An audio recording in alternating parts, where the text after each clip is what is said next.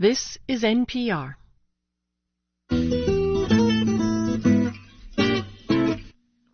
You're listening to WBEZ. When most Chicagoans think of Pullman, they think of the South Side. When people think of sandy dunes, they may think of the Indiana dunes.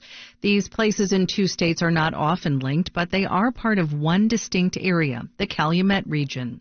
WBEZ's Michael Puente reports on a new exhibit at the Field Museum that tells the story of this area with its own culture and heritage. Alfonso Quiroz walked 4 blocks nearly every day for more than 2 decades to get to his job installing doors inside passenger trains for the Pullman Company. He'd often take his own lunch. I brought my lunch bucket over 22 years, going to work every day, walking to work every day, and I brought my ham and cheese sandwich and a thermos full of hot coffee. Quiroz, whose parents were Mexican immigrants, never thought that black steel lunch pail he bought at Sears in the 1950s would one day be on display in a museum, the Field Museum no less. Like I say, if the lunch bucket can talk, could tell you some real good stories. After Pullman closed in 1981, Quiroz worked 2 more years at the company's other plant in Hammond, Indiana, just a couple of miles away from his home where he still lives. The 86-year-old Quiroz says even though there are 2 states, the connections with other industrial cities like Blue Island, Gary, and Michigan City make the Calumet region unique. There's a lot of history, hidden history, forgotten history of the Calumet area. It's a crossroads of the continent. It's a crossroads ecologically. You've got tallgrass prairies, you've got hardwood forests, northern forests, and dry landscapes and wet landscapes all coming together here. Mark Bowman is the Chicago Region Program Director at the Field. He helped put together the museum's Calumet Voices National Stories exhibit that looks at the indigenous past of the region, the introduction of heavy industry, and the movement to reclaim and restore lands impacted by pollution. Bowman says the region spans 5 counties, 2 states, and 1.5 million people.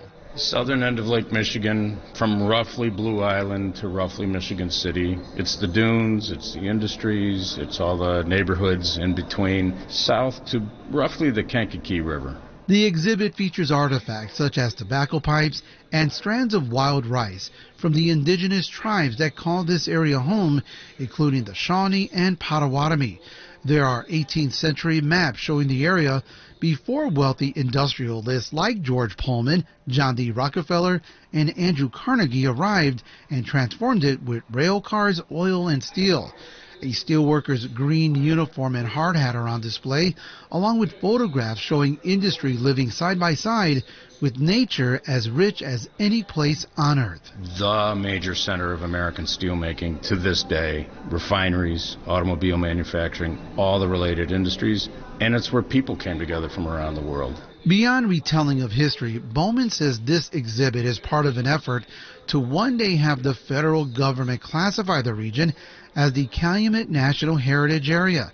There are 55 National Heritage Areas in the U.S., 2 in Illinois, but none in Indiana. There's region identity in Northwest Indiana for sure, but that's often as a defense against Chicago or a defense against downstate Indiana. Janet Hong, senior project manager at the Field, says Calumet Voices involved 18 partners, including libraries and historical societies in the south suburbs and Northwest Indiana. One of Hong's favorite items is a 4-foot by 10-foot thin steel plate with the names of 3 women etched on it.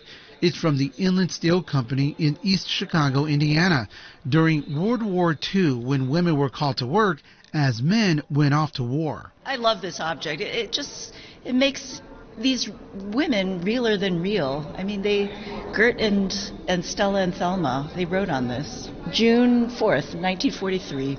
Hong hopes those who visit the exhibit do more than just walk through it. It's one of these exhibitions at the museum where I hope people come, but then it launches them outside to go to the Indiana Dunes, to go to Pullman, to go to the Porter County Museum. Calumet Voices National Stories runs through next October. Michael Puente, WBEZ News.